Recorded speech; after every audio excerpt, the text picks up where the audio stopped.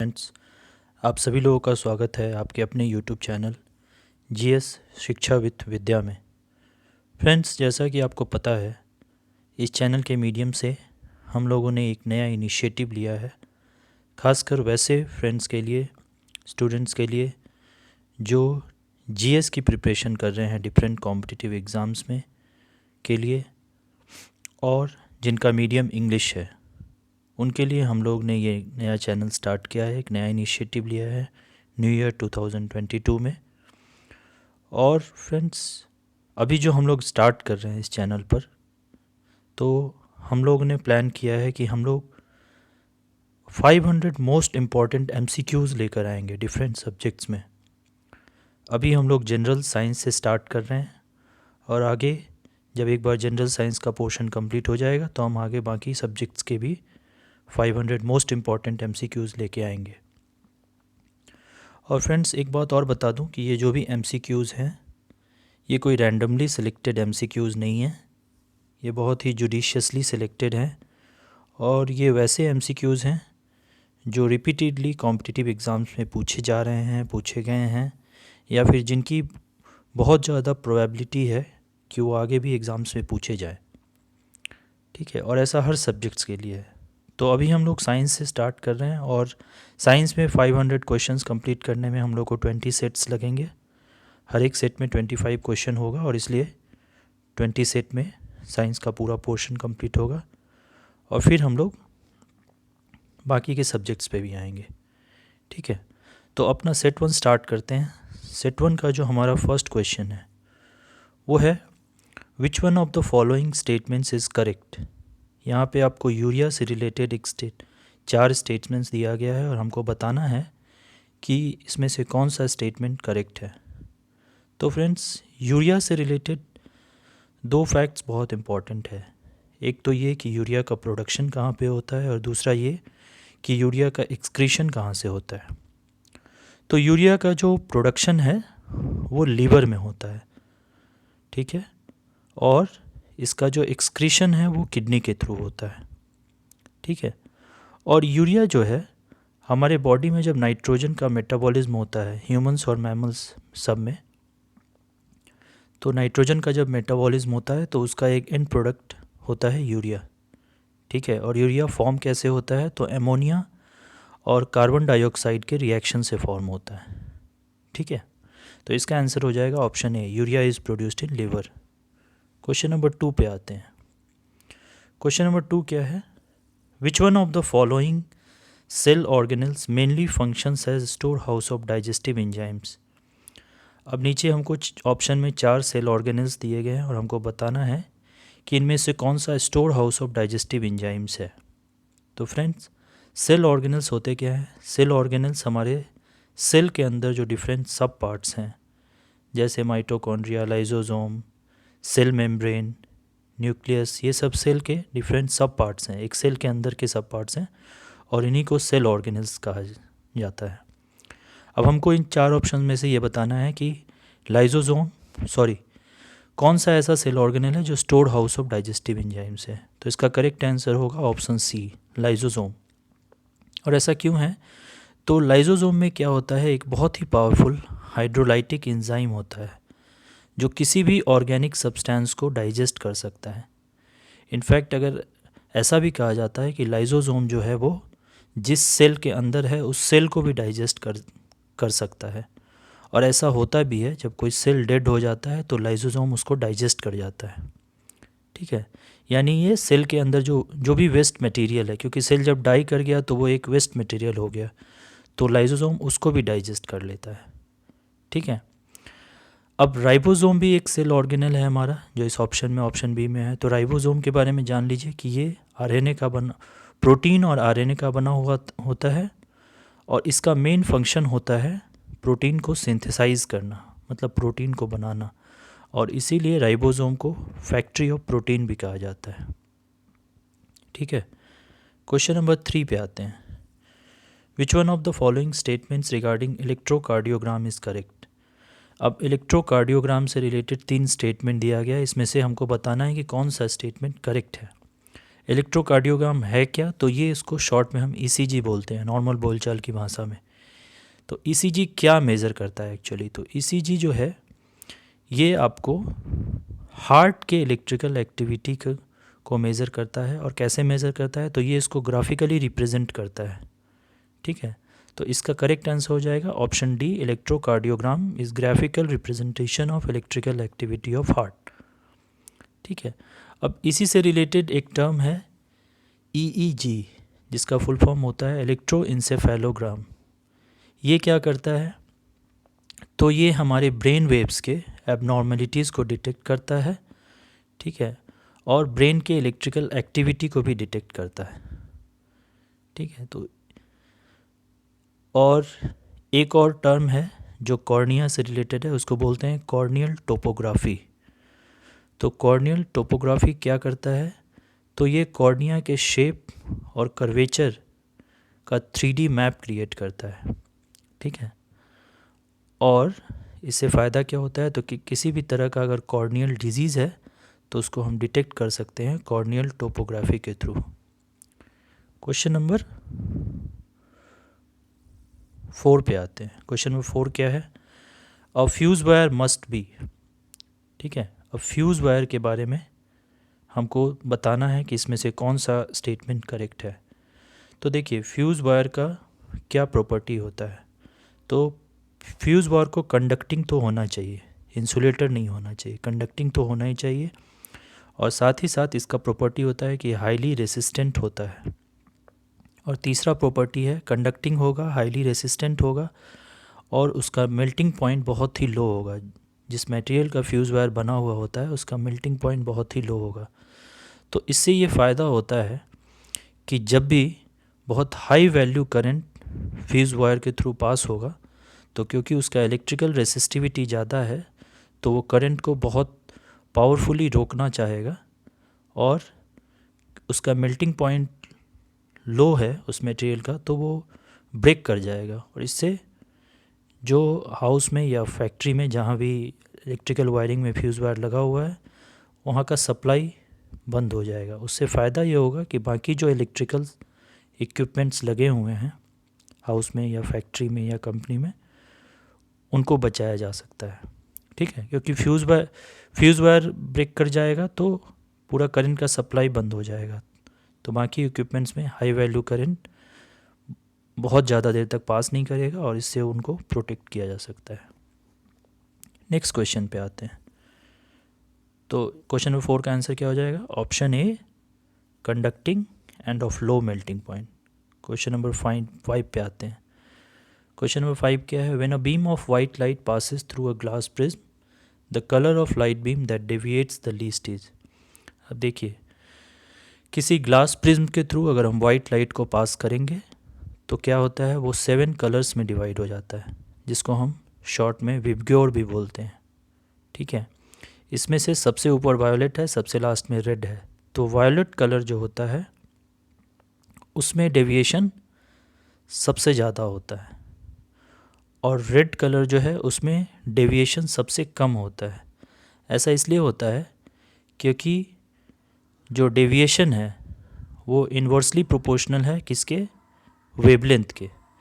तो क्योंकि red colour का वेवलेंथ सबसे ज़्यादा है इसलिए उसका डेविएशन सबसे कम होता है, और जो वायलेट कलर है उसका वेवलेंथ सबसे कम है इसलिए उसका डेविएशन सबसे ज़्यादा होता है, ठीक है। अब देखिए, डिस्पर्शन क्या होता है? तो dispersion is defined as the separation of white light into different colours when the light is pass through the prism. जो मैंने आपको बताया कि वाइट लाइट को प्रिज्म के थ्रू अगर पास करेंगे तो वो 7 कलर्स में डिवाइड हो जाएगा। उस फेनोमेनन को हम क्या बोलते हैं? डिस्पर्सन बोलते हैं, ठीक है। नेक्स्ट क्वेश्चन पे आते हैं। Question number 6। क्वेश्चन नंबर 6 क्या है? तो क्वेश्चन नंबर 6 है the sun is seen little before it rises.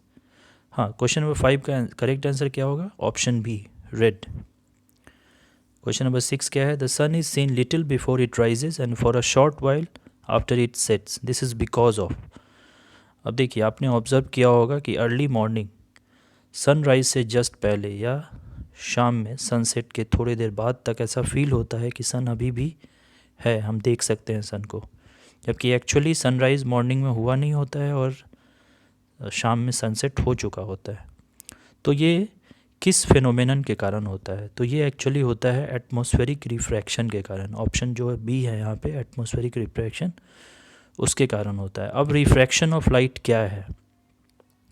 तो रिफ्रैक्शन ऑफ लाइट एक फिनोमेनन है जब कोई भी रे ऑफ लाइट एक मीडियम से दूसरे मीडियम में ट्रैवल करता है तो वो बेंड करता है। इसी फिनोमेनन को क्या बोलते हैं? Refraction of light.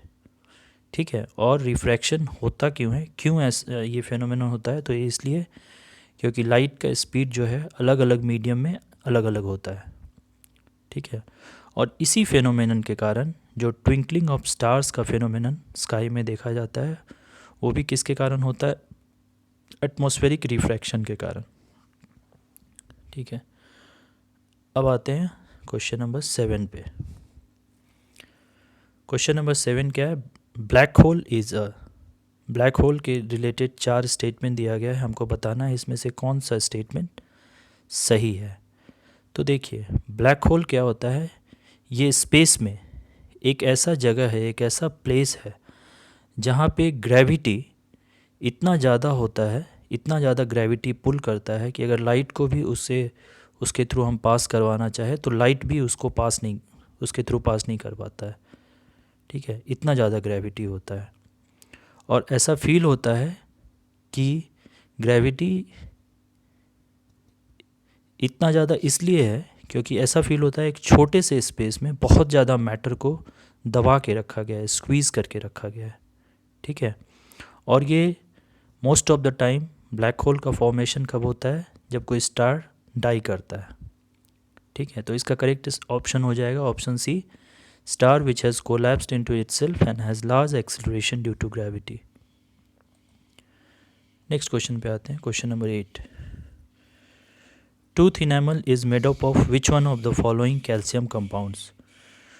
अब हमको बताना है कि टूथ इनेमल जो है वो जो हमारे ऑप्शन में 4 कैल्शियम कंपाउंड्स दिए हुए गए हैं, इसमें से कौन सा ऐसा कैल्शियम कंपाउंड है जिससे टूथ इनेमल बना हुआ होता है? तो इसका आंसर हो जाएगा ऑप्शन डी, कैल्शियम फॉस्फेट। ठीक है, और इसी को हम दूसरा नाम क्या होता है? Hydroxyapatite. ठीक है, कैल्शियम फॉस्फेट को ही क्या बोलते हैं? Hydroxyapatite. ठीक है, और हमारे सी सेल्स जो होते हैं, जो सी शोर पे मिलते हैं, वो किस चीज़ के बने होते हैं? तो कैल्शियम कार्बोनेट के। और कैल्शियम सल्फेट जो है उसका यूज़ कहाँ होता है? तो प्लास्टर ऑफ पेरिस के मैन्युफैक्चरिंग में। ठीक है, नेक्स्ट क्वेश्चन पे आते हैं, क्वेश्चन नंबर 9। क्या है question number 9? Light year is a unit of measurement of. हमको बताना है कि लाइट ईयर किस चीज़ के मेजरमेंट का यूनिट है। ठीक है, तो इसमें कभी भी कंफ्यूज नहीं होना है। लाइट ईयर से हम टाइम को मेज़र नहीं करते हैं, हमेशा ही डिस्टेंस को मेज़र करते हैं। कैसे डिस्टेंसेस को? तो very large distances, option a very large distances. और नॉर्मली या मोस्ट ऑफ द टाइम हम एस्ट्रोनॉमिकल डिस्टेंसेस को लाइट ईयर से मेज़र करते हैं। ठीक है, तो लाइट ईयर डिस्टेंस का यूनिट है, इससे हम बहुत वेरी लार्ज डिस्टेंसेस को मेज़र करते हैं। कैसे डिस्टेंसेस को? तो मोस्टली एस्ट्रोनॉमिकल डिस्टेंसेस को। लाइट ईयर को अगर डिफ़ाइन करना हो तो it is the distance travelled by light in 1 year. ठीक है, और इसका अप्रॉक्सीमेट वैल्यू जो होता है वो 9 ट्रिलियन किलोमीटर होता है, 9 × 10⁻12 किलोमीटर। ठीक है, नेक्स्ट क्वेश्चन पे आते हैं, question number 10। Who among the following has explained the phenomenon of photoelectric effect? इन चारों ऑप्शंस में से कौन से ऐसे साइंटिस्ट हैं जिन्होंने फोटो इलेक्ट्रिक इफेक्ट के फेनोमेनन को एक्सप्लेन किया था? तो इसका करेक्ट आंसर होगा none other than Albert Einstein, option B. ठीक है, और एल्बर्ट आइंस्टाइन को इसी डिस्कवरी के लिए, इसी एक्सप्लेनेशन के लिए 1921 में नोबेल प्राइज़ दिया गया था। ठीक है, अब ऑप्शन डी जो है अर्नेस्ट रदरफोर्ड, तो इनके बारे में जान लीजिए that he was the first one two split the atom and give atomic theory. Next question पे आते हैं, question number 11। Which one of the following is an organic acid. अब ये 4 एसिड्स दिए हुए हैं हमको, इसमें से हमको बताना है कि कौन सा ऑर्गेनिक एसिड है। ठीक है, तो ऑर्गेनिक और इनऑर्गेनिक में क्या डिफरेंस होता है। तो ऑर्गेनिक जो है, ठीक है, ऑर्गेनिक एसिड वैसा होगा जिसमें कार्बन होगा। ठीक है, और इनऑर्गेनिक में एसिड में क्या होगा, कार्बन नहीं होगा।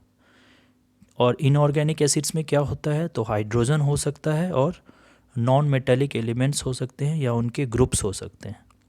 ठीक है, 3 इंपॉर्टेंट इनऑर्गेनिक एसिड्स हैं, कौन कौन, हाइड्रोक्लोरिक एसिड, नाइट्रिक एसिड और सल्फ्यूरिक एसिड। ठीक है, और कुछ इंपॉर्टेंट ऑर्गेनिक एसिड्स कौन कौन से हैं, lactic acid, acetic acid, oxalic acid, uric acid, formic acid और मैलिक एसिड। ठीक है, अब यहाँ पे जो हमारा करेक्ट आंसर होगा वो होगा ऑप्शन सी, एसिटिक एसिड, जो विनेगर में भी पाया जाता है। नेक्स्ट क्वेश्चन पे आते हैं, question number 12। Basic scientific principle behind a nuclear reactor is. Nuclear reactor जिसका हम यूज़ करते हैं न्यूक्लियर एनर्जी प्रोड्यूस करने में, तो उसमें कौन सा साइंटिफिक प्रिंसिपल काम करता है, तो वो है आपका न्यूक्लियर फिज़न। ठीक है, लेकिन न्यूक्लियर फिज़न भी 2 तरह का हो सकता है, एक कंट्रोल्ड न्यूक्लियर फिज़न और दूसरा uncontrolled nuclear fission.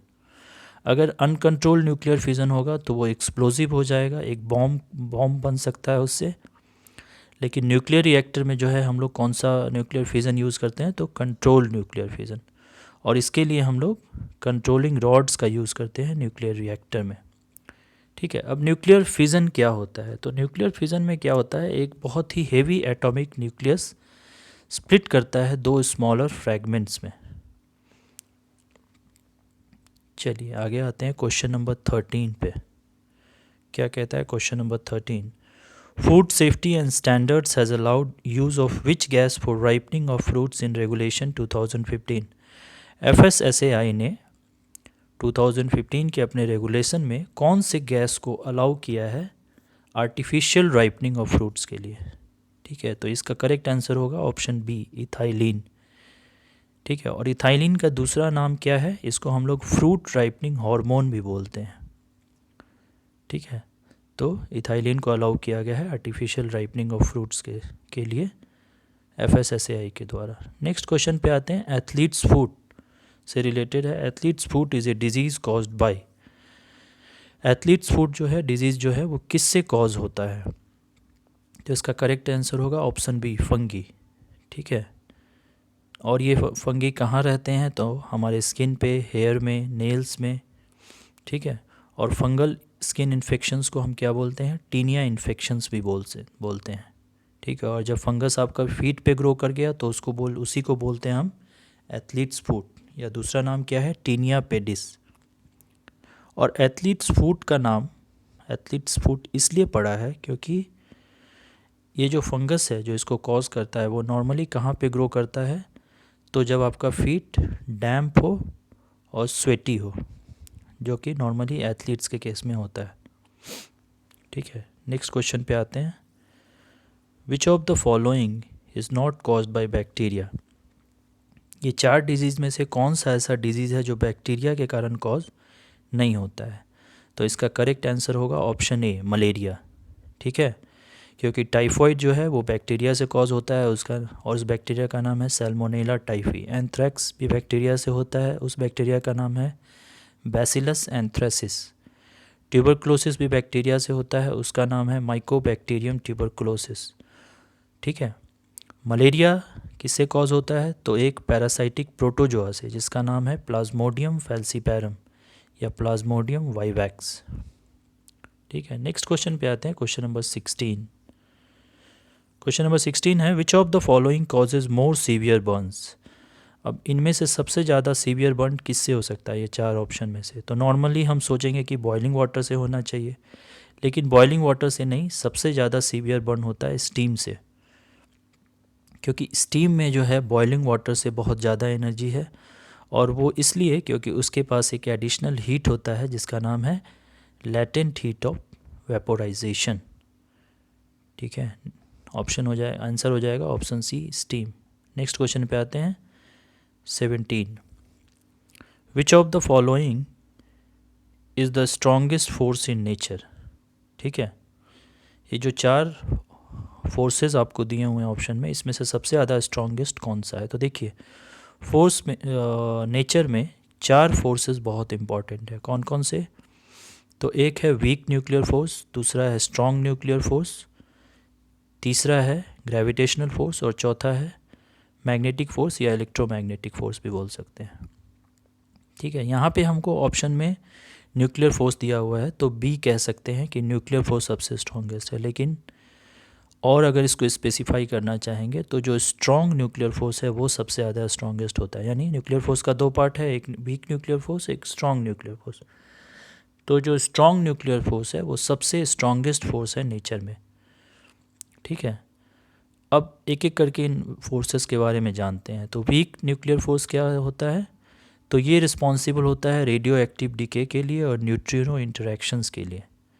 Electromagnetic force cause करता है क्या? इलेक्ट्रिक एंड मैग्नेटिक इफेक्ट्स, जैसे कि रिपल्सन बिटवीन इलेक्ट्रिक चार्जेस और the interaction of bar magnets. Strong nuclear force बहुत ही स्ट्रॉन्ग है। इसका मेन काम क्या होता है? तो एटम्स में जो न्यूक्लियाई को होल्ड करने का काम होता है वो स्ट्रॉन्ग न्यूक्लियर फोर्स का ही काम होता है। ठीक है, ग्रेविटेशनल फोर्स वीक है लेकिन ये हमेशा ही अट्रैक्टिव होता है। It acts between any 2 pieces of matter in the universe. ठीक है, इलेक्ट्रोस्टैटिक फोर्स क्या होता है? तो इट इज़ द अट्रैक्टिव और repulsive force between 2 electrically charged objects. Like charges will repel each other and unlike charges will attract each other. ठीक है, आते हैं क्वेश्चन नंबर 18 पे। क्या है question number 18? Sun is getting energy from which of the following. ठीक है, अब इन चारों में से कौन सा ऐसा प्रिंसिपल है या फिनोमेनन है जिससे सन में एनर्जी जनरेट होता है। हम लोगों ने ऊपर न्यूक्लियर रिएक्टर के बारे में पढ़ा तो वहाँ पे हम लोगों ने देखा कि वहाँ पे कौन सा फिनोमेनन काम करता है? न्यूक्लियर फ्यूज़न का। सन में जो एनर्जी जनरेट होता है वो न्यूक्लियर फ्यूज़न के कारण होता है। ठीक है, और बाकी स्टार्स में भी, सन में भी और बाकी स्टार्स में भी। तो न्यूक्लियर फ्यूज़न में होता क्या है? तो न्यूक्लियर फ्यूज़न में एक्चुअली क्या होता है कि 2 हाइड्रोजन न्यूक्लियाई फ्यूज़ करके क्या बनाते हैं? एक हीलियम एटम बनाते हैं in case of nuclear fusion. ठीक है, और यही सन के एनर्जी का सोर्स है और बाकी स्टार्स के भी एनर्जी का सोर्स है। अब आते हैं नेक्स्ट क्वेश्चन पे। क्या है? The largest organ of human body is. देखिए, अब इसमें आपको एक चीज़ जानना बहुत इम्पॉर्टेंट है कि अगर हमसे क्वेश्चन में ये पूछता है कि largest organ of human body, तो इसका आंसर होगा ऑप्शन डी, स्किन। लेकिन अगर हमसे ये कहा जाएगा कि the largest internal organ of human body, तो आंसर हो जाएगा लीवर। दोनों अलग अलग चीज़ें हैं। अब इसी से रिलेटेड आप देखिएगा कि नीचे सबसे लास्ट में आपको ये एक टेबल दिया गया है ह्यूमन एनाटॉमी से रिलेटेड। ठीक है, इस टेबल में ह्यूमन एनाटॉमी से रिलेटेड बहुत सारे इंपॉर्टेंट फैक्ट्स हैं और इसमें से बहुत ज़्यादातर फैक्ट्स जो हैं एग्ज़ाम में क्वेश्चन के फॉर्म में पूछे जाते हैं। एक न एक क्वेश्चन जनरल साइंस में ह्यूमन एनाटॉमी से रिलेटेड आपको मिलेगा और वो इस टेबल से मोस्ट प्रोबेबली क्वेश्चन आ सकता है। इसलिए प्लीज़ इस टेबल को एक बार अच्छे से देख लीजिएगा। तो यहाँ पे जो हमारा करेक्ट आंसर होगा वो क्या होगा? The largest organ of human body is skin. ऊपर वाले क्वेश्चन में 18 का करेक्ट आंसर क्या होगा? सी, न्यूक्लियर फ्यूज़न। 17 का बी, न्यूक्लियर फोर्स। नेक्स्ट क्वेश्चन पे आते हैं 20 क्या कहता है? When the nucleus of uranium is bombarded with neutrons it breaks up into 2 of nearly equal mass, this process is called. ये इसी टाइप का क्वेश्चन हम लोगों ने ऊपर देखा था न्यूक्लियर रिएक्टर्स में। यही प्रोसेस फॉलो होता है न्यूक्लियर रिएक्टर में। क्या होता है? तो यूरेनियम के न्यूक्लियस को हम बॉम्बार्ड करते हैं किससे? न्यूट्रॉन से, और इससे क्या होता है? वो 2 नियरली इक्वल मास में ब्रेक हो जाता है और इस प्रोसेस को हम क्या कहते हैं? ऊपर हम लोगों ने पढ़ा था न्यूक्लियर फिजन बोलते हैं। ठीक है, और जो न्यूक्लियर रिएक्टर्स होते हैं उसमें नॉर्मली हम किसके न्यूक्लियस का यूज़ करते हैं? तो यूरेनियम 235 या प्लूटोनियम 239। ठीक है, न्यूक्लियर फ्यूज़न क्या होता है? न्यूक्लियर फ्यूज़न मैंने आपको बताया is defined as the combining of two lighter nuclear into a heavier one, और इसी से सन और बाकी स्टार्स को अपना एनर्जी मिलता है। ठीक है, अब एक चीज़ यहाँ पे जान लीजिए कि जो एटॉमिक बॉम्ब होते हैं वो किस पे डिपेंडेंट होते हैं, उनके अंदर कौन सा प्रिंसिपल काम करता है, तो वो है आपका न्यूक्लियर फिज़न। मैंने आपको कहा था कि अनकंट्रोल न्यूक्लियर फिज़न होगा तो वो एक्सप्लोजिव हो जाएगा, वही थ्योरी एटॉमिक बॉम्ब में काम करता है। ठीक है, और जो हाइड्रोजन बॉम्ब होता है उस वो किस प्रिंसिपल पे बेस्ड है, तो वो न्यूक्लियर फ्यूज़न के प्रिंसिपल पे बेस्ड है। ठीक है, नेक्स्ट क्वेश्चन पे आते हैं। What is the dominant chemical present in detergent powder? जो डिटर्जेंट पाउडर हम नॉर्मली यूज़ करते हैं घरों में, उसमें सबसे डोमिनेंट केमिकल कौन सा है, तो वो है आपका सोडियम कार्बोनेट, ऑप्शन बी। ठीक है, सोडियम कार्बोनेट को कैसे लिखते हैं हम? Na2CO3, और इसको हम दूसरा नाम क्या है इसका? Soda ash. ठीक है, और ये प्राइमरी प्रोडक्ट है जो डिटर्जेंट्स और सोप्स को बनाने में यूज़ होता है। सोडियम कार्बोनेट एक इनऑर्गेनिक कंपाउंड है और कहाँ पाया जाता है, तो लार्ज नेचुरल डिपॉजिट्स और माइंस में। ठीक है, नेक्स्ट क्वेश्चन पे आते हैं, क्वेश्चन नंबर 22। क्वेश्चन नंबर 22 क्या है, तो Bose Einstein condensate is, Bose Einstein condensate क्या होता है? तो देखिए, मैटर का हम पहले जानते थे कि 3 स्टेट होता है, सॉलिड, लिक्विड्स और गैस। उसके बाद 4th स्टेट आया प्लाज्मा, और 5th स्टेट कौन सा है? Bose Einstein condensate. तो इसका आंसर हो जाएगा B, 5th state of matter. ठीक है, लिक्विड, गैस, सॉलिड, प्लाज्मा और बोस आइंस्टाइन कंडेंसेट, ये 5 स्टेट्स हैं मैटर के। नेक्स्ट क्वेश्चन पे आते हैं। Which one of the following cell organelles is known as suicide bags of a cell? अब देखिए, हम लोगों ने ऊपर एक क्वेश्चन पढ़ा था सेल ऑर्गेनल्स के बारे में। ठीक है, उसी से रिलेटेड क्वेश्चन है, कौन सा ऐसा सेल ऑर्गेनल है जिसको हम suicide bags of a cell कहते हैं? तो इसका भी करेक्ट आंसर होगा लाइजोसोम्स, ऑप्शन ए। हम लोगों ने पढ़ा था कि इसके पास एक बहुत ही पावरफुल हाइड्रोलाइटिक इंजाइम होता है। ठीक है, और वो किसी भी ऑर्गेनिक कंपाउंड को या मटेरियल को डाइजेस्ट कर सकता है, इवन डेड सेल को भी डाइजेस्ट कर सकता है, और इसीलिए इसको सुसाइड बैग कहते हैं, क्योंकि ये इसमें इतना पावर है कि ये जिस सेल के अंदर है उसी सेल को डाइजेस्ट कर सकता है, इसीलिए इसको सुसाइड बैग भी बोलते हैं। नेक्स्ट क्वेश्चन पे आते हैं, क्वेश्चन नंबर 24 क्या है, which one of the following is not found in animal cells? ठीक है, अब इसमें से कौन सा सेल ऑर्गेनल है जो एनिमल सेल में नहीं मिलता है?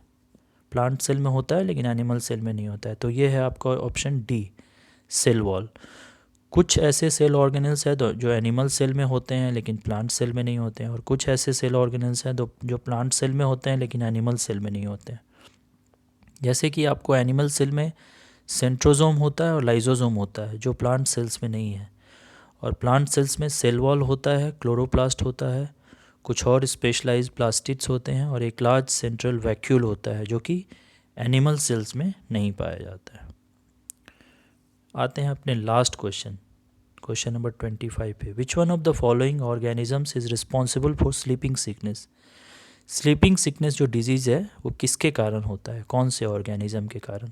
तो इसका करेक्ट आंसर होगा ऑप्शन बी, ट्राइपैनोसोमा।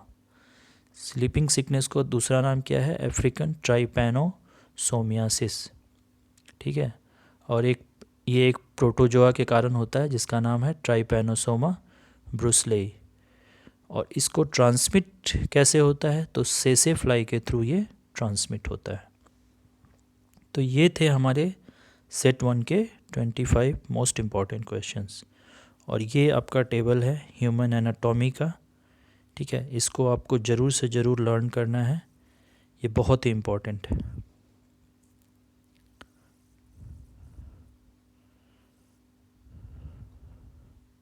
ठीक है, अब आते हैं इन 25 बहुत इम्पॉर्टेंट क्वेश्चंस हम लोगों ने डिस्कस किया है, और आगे सेट 2 में नेक्स्ट 25 क्वेश्चंस को डिस्कस करेंगे। तो अगर आपको ये वीडियो अच्छा लगा हो तो प्लीज़ सब्सक्राइब कीजिए, लाइक कीजिएगा, और अपने फ्रेंड्स और बाकी जो आपके एस्पिरेंट्स होंगे जो आपके कांटेक्ट में होंगे उनसे शेयर कीजिएगा ताकि हम मोटिवेटेड रहें और आगे भी ऐसे अच्छे वीडियोस लेकर आएँ। All the best, thank you.